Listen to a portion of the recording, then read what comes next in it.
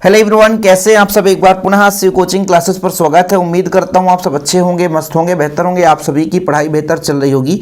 बच्चों, क्लास 12 हिंदी में जो सेट डी है, ये आपका केशव सिंपल पेपर चल रहा था। बच्चों, सेट ए बी सी हमने करा दिया था और सेट डी भी आज आप रिवीजन कर लेना। बहुत सारे क्वेश्चन देखने को मिलेंगे, मैं गारंटी कहता हूँ। ये तो मैं नहीं कह सकता कि पूरा का पूरा आ जाएगा, लेकिन बच्चों मैक्सिमम क्वेश्चन आपको देखने को मिलेगी यदि आप चारों सेट तैयार कर लेंगे। ए बी सी मैंने करा दिया है, प्लेलिस्ट में आपको मिल जाएगा, देख लेना बच्चों। चलिए शुरू करते हैं। छंद में कितने प्रकार होते हैं? छंद के 2 प्रकार होते हैं। सुपर फास्ट रिवीजन करेंगे। विरोधाभास अलंकार कहाँ होता है बच्चों? जहाँ की वास्तविक विरोध ना हो और विरोध जैसा आभास हो, वहाँ विरोधाभास होगा, तो ये आपका बी नंबर हो जाएगा। भक्तिन गले में क्या पहनती थी बच्चों? तो भक्तिन गले में कंठी माला पहनती थी। क्या पहनती थी? कंठी माला पहनती थी। काले मेघा पानी दे पाठ के लेखक कौन है बच्चों? तो धर्मवीर भारती जो है काले मेघा पानी दे के पाठ के लेखक हैं। बादल राग कविता में कवि बादल का आह्वान किससे किया बच्चों? तो क्रांति से किया है। ठीक है। पहलवान के गांव में कौन सी बीमारी फैली थी? तो मलेरिया और हैजा बीमारी फैल गई थी। आगे चलते हैं बच्चों। उचित विकल्प का चयन कर रिक्त स्थान की पूर्ति करनी है। कविता के बहाने यह यात्रा एक जो किससे बच्चों? तोता या चिड़िया? तो तोता हो नहीं सकता, चिड़िया फूल से लेकर बच्चे तक की, तो यहाँ पे चिड़िया हो जाएगा बच्चों। हिंदी का प्रथम संस्मरण लेखन क्या है बच्चों? किसके द्वारा लिखा गया? तो पदम सिंह शर्मा के द्वारा। ठीक है, चलो, लेखक प्रथम संस्मरण लेखक पदम सिंह शर्मा को माना जाता है। विभत्स का स्थायी भाव बच्चों जुगुप्सा होगा। जिस वाक्य में एक उद्देश्य और एक विधेय होता है, सरल वाक्य होता है। हरिवंशराय बच्चन को संसार नहीं भाता, तो पूर्ण या अपूर्ण? तो अपूर्ण जो संसार है बच्चों वो नहीं भाता है।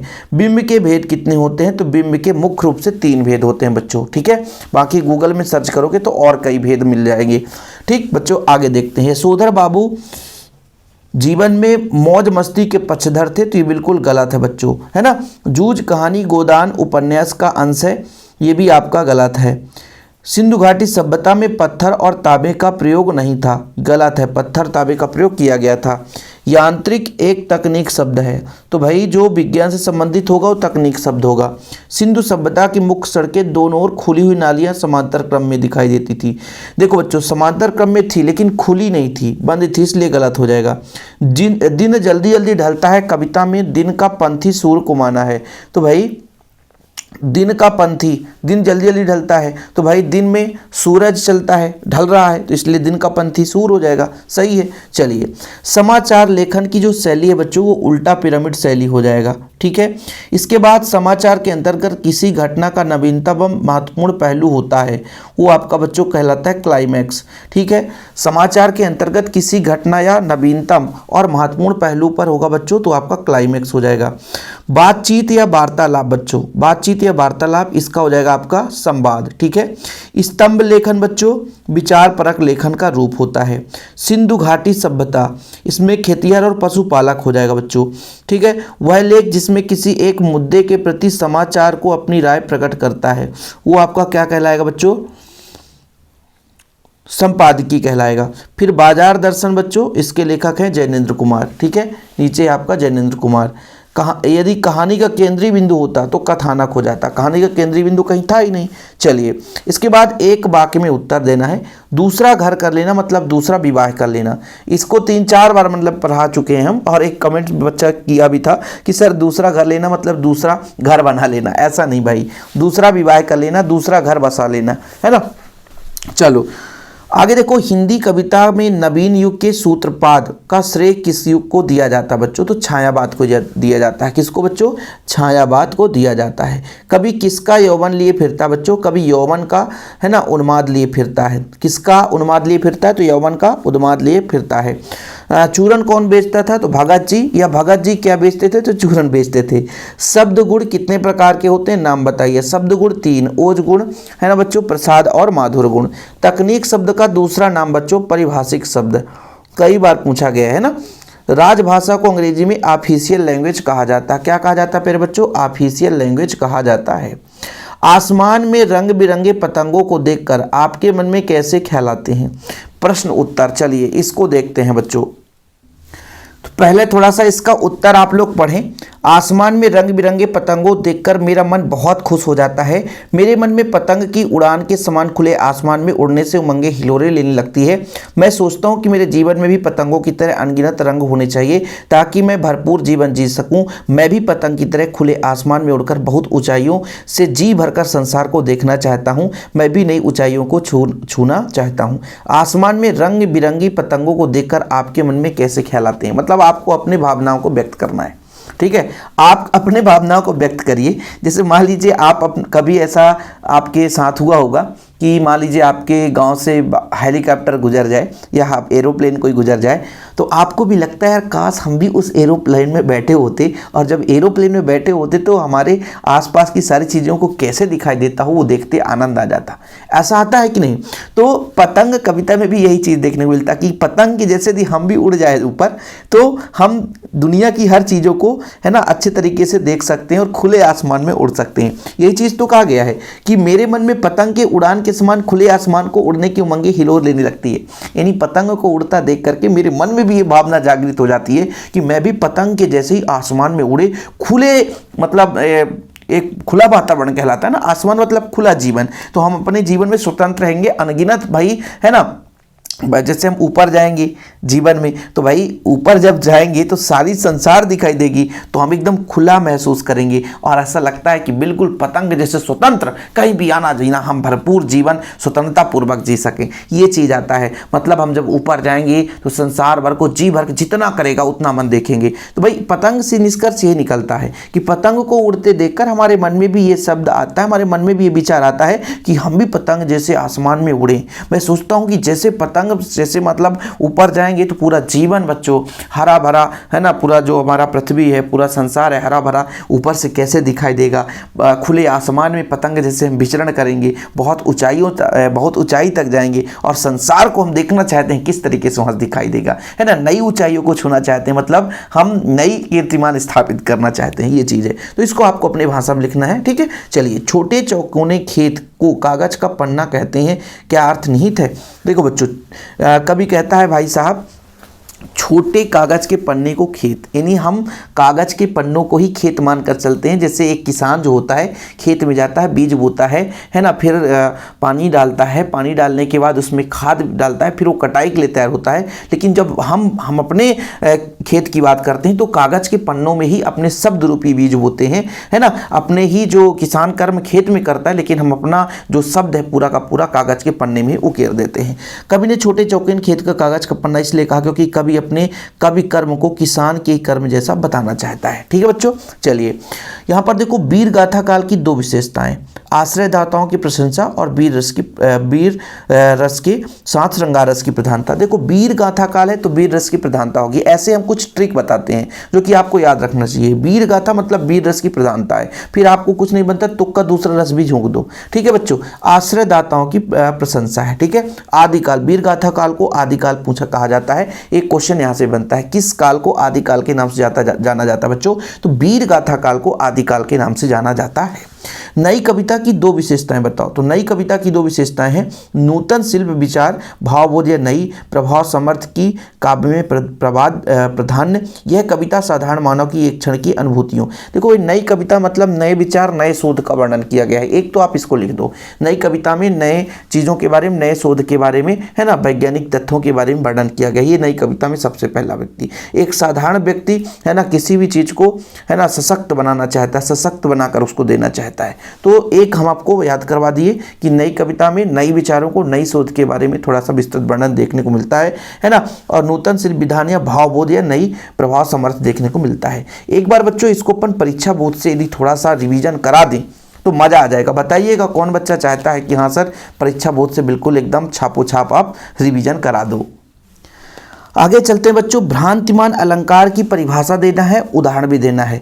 भाई भ्रम वस्तु, जब हम दूसरे वस्तु को जो हम समझना चाहते हैं दूसरे वस्तु को कोई दूसरा वस्तु समझ लें, है ना, मतलब एक वस्तु हमारे पास उसमें हम भ्रम होकर के दूसरे वस्तु को समझ लेते हैं। जान श्याम घनश्याम को नाच उठे बनमोर, जैसे समझ तुम्हें घनश्याम हरी नाच उठे बनमोर, है ना। तो यहाँ पे बच्चों जैसे बादल छाया हुआ है ना, जैसे मतलब बादल नहीं, उल्टा कर दिया मैंने, मान लीजिए श्री कृष्ण जी हैं तो बादल समझ करके मोर नाचने लग जाते हैं। जान श्याम घन श्याम हरी, नाच उठे बनमोर, ये ऐसा भी रहता है। यहाँ समुझ तुम्हें घनश्याम हरी, है ना, तो ये बच्चों जान श्याम घनश्याम हरी नाच उठे बनमोर, ऐसा भी लिख सकते हैं आप लोग। तो जहाँ एक वस्तु को भ्रमवश दूसरी वस्तु समझ लेते हैं बच्चों, यानी हम भ्रम उसमें जो हम तात्कालिक रूप से वो होना चाहिए उसको न समझ करके उसका दूसरा अर्थ समझ में आए, वहाँ पर भ्रांतिमान अलंकार होता है, यानी भ्रमवश हम उसको दूसरा वस्तु समझ लेते हैं। ठीक है बच्चों, संदेह अलंकार में संदेहवाचक होगा, भ्रांतिमान अलंकार में भ्रमवाचक होगा। संदेह में बच्चों अनिश्चय की स्थिति हमेशा बनी रहती है,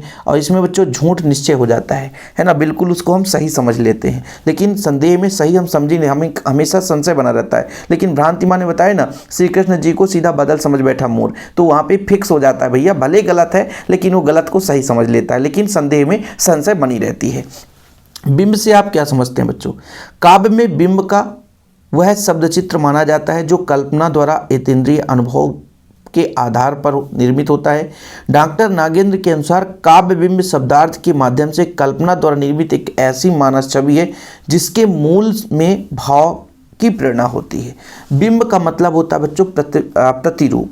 जैसे मतलब आप कुछ ऐसी कविताओं का चित्रण करें जिसका बच्चों पूरा बिंब माइंड में उतर जाए। बिंब उतर जाए मतलब उसका पूरा एक रेखा चित्र बन जाए, है ना भाई। सीधा बिंब का मतलब होता है प्रतिरूप यानी चित्र।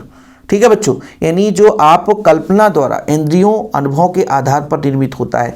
यानी काव्य में बिंब वह शब्द चित्र माना जाता है। जैसे आप काव्य को पढ़ रहे हैं तो आपके इंद्रिय मतलब जैसे आपका मन हो गया बच्चों, है ना, मस्तिष्क दिमाग, जैसे आँख कान त्वचा, ये आपके इंद्रिय हैं, इनके द्वारा अनुभव किया जाता है, वो आपका बिंब कहलाता है। शब्द शक्ति के बारे में बताओ बच्चों। शब्द शक्ति किसे कहते हैं? शब्द एवं अर्थ मिलकर के जो काव्य की रचना होती है और दोनों में गहरा संबंध होता है। इस संबंध को जिस शक्ति द्वारा ज्ञात करते हैं बच्चों उसे शब्द शक्ति कहते हैं। 3 प्रकार होता है, अभिधा, लक्षणा और व्यंजना। यानी शब्द और अर्थ मिल करके एक काव्य की रचना होती है और उसको यदि ज्ञात करना है तो जिस शक्ति का प्रयोग करेंगे वो आपका क्या कहलाएगा बच्चों? शब्द शक्ति कहलाएगा। अभिधा, व्यंजना और लक्षणा। परचेसिंग पावर से क्या अभिप्राय बच्चों? परचेसिंग पावर मतलब क्रय शक्ति है। ठीक है, आर्थिक संपन्नता, इसके आधार पर रहन सहन, खान पान, लेन देन आदि की उच्च जीवन स्तर व्यक्ति को करने का प्रयास किया जाता है। परचेसिंग पावर मतलब खरीदने की शक्ति, सिंपल है। डॉक्टर अंबेडकर ने आदर्श समाज के कितने तत्व बताए? स्वतंत्रता, समानता, भ्रातृत्व। ठीक है, 3 तत्व बताएं, स्वतंत्रता, समता और भ्रातृता बच्चों। ठीक है, आगे देख लो, किन्हीं 4 उपन्यास के नाम बताइए। तो ऐसा क्वेश्चन नहीं आएगा भाई, लंबा चौड़ा कहानी नहीं पूछा जाता है। ढोलक की आवाज़ का पूरे गांव में क्या असर होता है? ढोलक की आवाज़ से पूरे गांव में जो महामारी फैली है वो दूर हो जाती है। बुढ़े लोगों तक में शक्ति आ जाता है, संजीवनी शक्ति का कार्य करता है। यानी किसी प्रकार से कोई डर है ना, भय है, तो वो सब दूर हो जाता है। अंदर बीमारी है तो वो भी दूर हो जाता है। उनको मृत्यु से लड़ने का अंदर साहस आ जाता है, उनको अपने मृत्यु से डर नहीं लगता है बच्चों। यानी जैसे ही ढोलक की आवाज़ बजती है लोगों में अंदर संजीवनी शक्ति, बूटी जैसे उपचार होता है ना, वो प्राणियों के जीवन में उमंग उत्साह भर देता है। ठीक है बच्चों, महामारी की त्रस्ती में जूझते हुए गांव वालों ने ढोलक की आवाज़ सुनकर उनके नसों में रक्त का संचार होने लगता है, उनमें संजीवनी शक्ति भर जाती है। गांव में अर्धमृत औषधि उपचार पथ विहीन प्राणियों के जीवन में उमंग व उत्साह भर जाता है। उस समय वो मृत्यु से नहीं डरती। इस प्रकार ढोलक की आवाज़ गाँव वालों को मृत्यु से लड़ने की प्रेरणा दे देती है बच्चों। समझ में आई बात की नहीं? चलो, लोकोक्ति और मुहावरे में 2 अंतर बताओ बच्चों। लोकोक्ति किसे कहते हैं? लोकोक्ति मतलब इस एक पूर्ण वाक्य जिसका एक अर्थ होता है वो लोकोक्ति, लेकिन एक स्वतंत्र वाक्यांश मुहावरा होता है बच्चों। ठीक है, लोकोक्ति वाक्य के रूप में प्रयोग हो सकती है, मुहावरा स्वतंत्र रूप में प्रयुक्त नहीं होती बच्चों, वो वाक्य के साथ ही जुड़ेगी। ये एक सिंगल वाक्य हो सकता है लेकिन मुहावरा सिंगल वाक्य नहीं हो सकता है, ये एक वाक्यांश है, वाक्य का अंश है।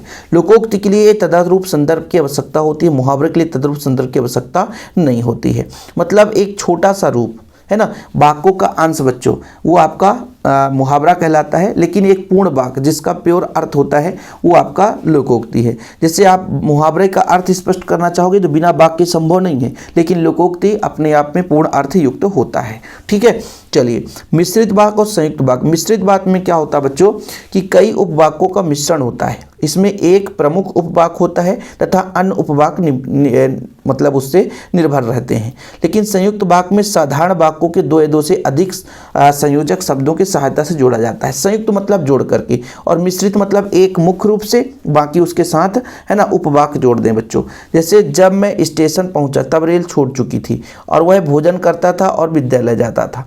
तो ये आपका हो गया संयुक्त वाक्य, एक मिश्रित वाक्य। हालांकि ये क्वेश्चन उतना महत्वपूर्ण नहीं है, मुहावरा लोकोक्ति में अंतर तैयार कर लेना, बाकी ये नहीं है।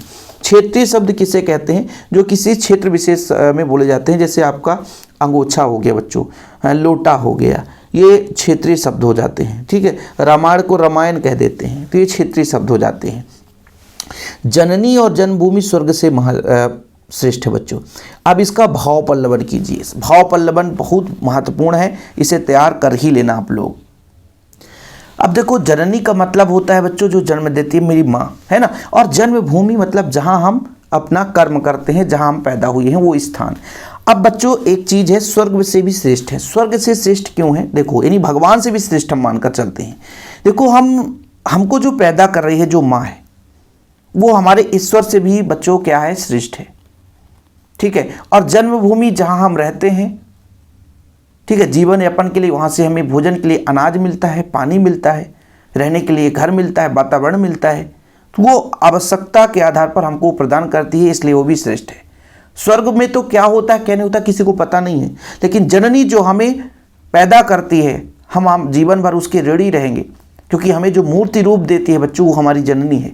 और फिर लालन पोषण के लिए माँ के साथ साथ जो जन्मभूमि है, वहाँ से भी हमें अपनी जीवन यापन के लिए संपूर्ण चीज़ों को है प्राप्त करने के लिए सहयोग मिलता है। तो इसलिए बच्चों, जननी और जन्मभूमि दोनों के दोनों श्रेष्ठ हैं। दुनिया का कोई भी चीज़ हो, लेकिन उसमें सबसे महत्वपूर्ण जननी और जन्मभूमि को ही हम मानकर चलेंगे। प्रत्येक मानव की मेहनती आकांक्षा रहती है कि उसे मरणोपरांत स्वर्ग ही प्राप्त हो। स्वर्ग में भोगों का साम्राज्य ऐश्वर्य है, विभूति है। कवि की धारणा है कि स्वर्ग से भी बढ़कर सुख माता और मातृभूमि के स्नेह में है। बाल्यकाल में माता हमारा पोषण करती है, शेष जीवन भर मातृभूमि हमारे संस्कारों को निर्मित करती है, वह उसे जीवन दान देकर सर्वसमर्थ बनाती है। इसी कारण माता और मातृभूमि को स्वर्ग से अधिक गौरवशाली श्रेष्ठ बताया गया है। आपने पढ़ लिया, बाकी अपनी भाषा में समझाओगे जैसे मैं समझाया हूँ। नंबर मिलते हैं बढ़िया। सिल्वर बटिंग की मुख्य समस्या क्या थी बच्चों? इस कहानी में पुरानी पीढ़ी अपने समय की परंपरा, मर्यादाओं, संबंधित आदि की नई पीढ़ी में देखना चाहती है। उधर नई पीढ़ी की हर दृष्टि में पुराने को त्याग कर नवीनता को पसंद करती है। यह संघर्ष लगभग सभी परिवार में मिलता है। यही सिल्वर बटिंग कहानी का मुख्य समस्या है। आप अपने घर में भी देखोगे, दादा बोलेगा बेटा तू बारात में नहीं जाएगा, और जाएगा तो सिंपल कपड़े पहनकर। बेटा कहता नहीं नहीं, मैं तो डिस्को डांस ही करूँगा, मुझे आधे ही कपड़े पहनने हैं। ऐसे घर में ऐसे बहुएँ होती हैं, वह तो बुजुर्ग लोग बोलते हैं बेटा साड़ी पहन के जाओ, बोले नहीं साहब मैं तो लहंगा ही पहन के जाऊँ, मुझे बदन दिखाना ही है। ये होता है, ये सिल्वर बटिंग कहानी की मुख्य समस्या है। समझ रहे हैं ना बच्चों कि घर के जो बुजुर्ग होते हैं वो कहते हैं कि ऐसा नहीं करना है, लेकिन छोटे बच्चे नए जो परंपरा है, नई पीढ़ी है, उसके आधार पर चलना चाहते हैं। सिल्वर बटिंग में यही चीज़ बताया गया है। तो सिल्वर बटिंग का यदि दूसरा क्वेश्चन भी आ जाए ना, तो इसकी कहानी के बारे में आप समझे रहना भाई, है ना, कि भाई उसमें जो पुरानी रीति रिवाज परंपरा के आधार पर चलाना चाहता कहानी, लेकिन नई जो पीढ़ी है वो नए दिशा पर चलना चाहते हैं। जो आधुनिक युग में, मैं बता दिया आपको बढ़िया एग्जांपल कि अभी शादी बारात चल रहा सीजन, और शादी बारात में देखो बहनों को बोले फुल कपड़ा तो नहीं पहनती हैं, उनको ऐसे कपड़े लहंगा लेना है जिसमें आधा शरीर दिखे, और बिल्कुल दिखता है। ऊपर का भाग देखो, पूरा पेट दिखता है, पूरा हाथ पैर दिखता है, लेकिन उनकी यार विशेषता है, चलो कोई बात नहीं, सुंदर दिखने के लिए ऐसा करते हैं तो अच्छी बात है। बाकी जो पुराने लोग होते हैं तो संस्कार मतलब पुराने जो संस्कार थे उसके आधार पर चलाने की कोशिश करते हैं। जूझ शीर्षक के औचित्य पर प्रकाश डालिए। जूझ का मतलब होता है संघर्ष, मतलब अपने जीवन में हर परिस्थिति पर, हर है ना कठिनाइयों पर आगे बढ़ने का सबक मिलता है जूझ कहानी बच्चों। इस पाठ में शीर्षक जूझ पूरे अध्याय में व्याप्त है। इस पर लेखक अपनी आत्मकथा का शीर्षक जूझ उचित ही रखा है, यह शीर्षक सर्वथा उपयुक्त है। मतलब जूझ कहानी में अपनी समस्याओं को कि भैया हमारे पास जो जो समस्याएं है ना, कितना भी विषम परिस्थिति आ जाए उसके आधार पर हम चलने के लिए तत्पर तैयार हैं। इसलिए कहानी में, जूझ कहानी में संघर्ष का नाम जूझ रख दिया गया है। विशेष लेखन क्या है बच्चों? वह लेखन जो किसी खास विषय पर लेखन किया जाता है वो विशेष लेखन कहलाता है। फ्लैश या ब्रेकिंग न्यूज क्या है? तत्काल कोई बड़ी खबर आ जाए उसको दिखाना फ्लैश या ब्रेकिंग न्यूज कहलाता है। ठीक है, टेलीविजन पर कोई बड़ी खबर आ जाए तत्काल दर्शकों के बीच, तो बच्चों क्या कहलाता है, ब्रेकिंग न्यूज या फ्लैश न्यूज कहलाता है। ठीक, ये क्वेश्चन हो गए बच्चों। आगे देखते हैं हरिवंश राय बच्चन जी का थोड़ा सा मधुशाला मधुकलश रचनाएं याद कर लो, भाव पक्ष कला पक्ष में थोड़ा देख लो। इन आपकी रचनाओं में प्रेम और सौंदर्य का अनूठा संगम देखने को मिलता है। साहित्य में मानवतावाद की विराट भावना का दर्शन होता है। श्रृंगार रस के संयोग पक्ष अपेक्षा उनके मन में वियोग पक्ष का अधिक्रम है। ठीक है, साहित्य में स्थान तो भाई देखो यार, ये एक लाइन लिखता है, हिंदी साहित्य में जगत में बच्चन का स्थान अद्भुत अविस्मरणीय। अरे हम तो सबको कहते हैं भाई कि साहित्य में इनका स्थान प्रमुख है, साहित्य में इनका स्थान प्रमुख है ना। हिंदी जगत में इन्होंने बहुत काम किया, इसलिए हिंदी साहित्य इसका ऋणी रहेगा। बस खत्म, सब में साहित्य का स्थान फोकट का भाई, फोकट का। ठीक है, और धर्मवीर भारती जैनेन्द्र कुमार का आप तैयार कर लेना। ठीक, इसके बाद बच्चों यहाँ पे आता है ये अपठित गद्यांश पद्यांश आप लोगों को पता होना चाहिए। नगर निगम को आपको देना है क्या, मोहल्ले को सफाई कराने के लिए आपको क्या करना बच्चों, आवेदन पत्र देना है। निवेदन है कि हम सभी सिरमौर चौराहे के निवासी, भाई ये रीवा में है सिरमौर चौराहा, देखो रीवा है ना हम सिरमौर चौराहे के निवासी सफाई में अव्यवस्था से बहुत परेशान हो रहे हैं। यहाँ नालियों को सफाई नहीं होती है, सड़कें झाड़ी नहीं जाती हैं, जगह जगह पर कचरे ढेर लगा रहता है, नालियों के पानी बहकर सड़कों में फैल जाता है, दुर्गंध और मच्छर का फैलाव लोगों तक जीना हराम हो गया है ना। मलेरिया और डेंगू जैसी बीमारी अपने पैर पसार रहे हैं। श्रीमान जी से अनुरोध है कि मोहल्ले की सफाई कराने की मदद करें। तो ये तो सिंपल है भाई, कोई दिक्कत है नहीं। आप लोग मैं बताया हूँ कि पत्र और जो आवेदन पत्र है ना, या प्रार्थना पत्र है कैसे लिखना है, तो आप लोग ज़रूर उसी तरीके से लिखेंगे। बाकी अनुशासन का इसमें से आप लोग तैयार कर लेना, अनुशासन बच्चों। बाकी जो नोट्स लिए हैं उनको सिंपल पेपर दे दिया गया है ना। जो अब नोट्स लेते हैं ऑफर के साथ, तो रिवीजन के लिए बच्चों आपके पास नोट्स होना चाहिए। बाकी वीडियो पसंद है तो लाइक करके शेयर कर देना बच्चों। ठीक है, जय हिंद, वंदे मातरम।